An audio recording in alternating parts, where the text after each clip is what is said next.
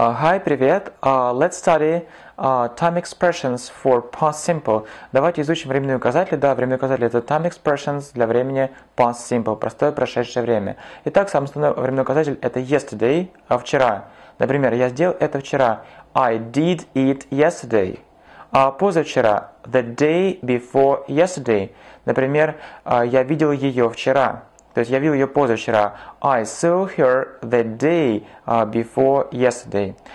Также различные выражения с last, да, например, на прошлой неделе last week, в прошлом месяце last month, дальше в прошлом году last year, в прошлые выходные last weekend, в прошлый вторник last Tuesday.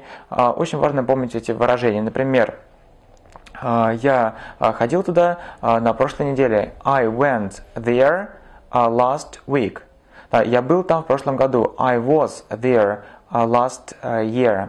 И также временные указатели с ago, да, тому назад. Например, 2 дня тому назад, 2 days ago, 3 дня тому назад, 3 days ago, там 2 недели назад, 2 weeks ago, 3 недели назад, 3 weeks ago. И также, например, с месяцами 5 months ago, 5 месяцев назад, там 2 years ago, 2 года назад. Например, я ходил туда 2 года назад. I went there 2 years ago.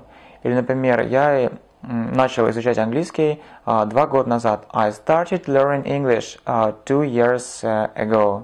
Это основные временные указатели, и также с in, да, в каком-то году. Например, в 2001, 2001. Например, he finished school.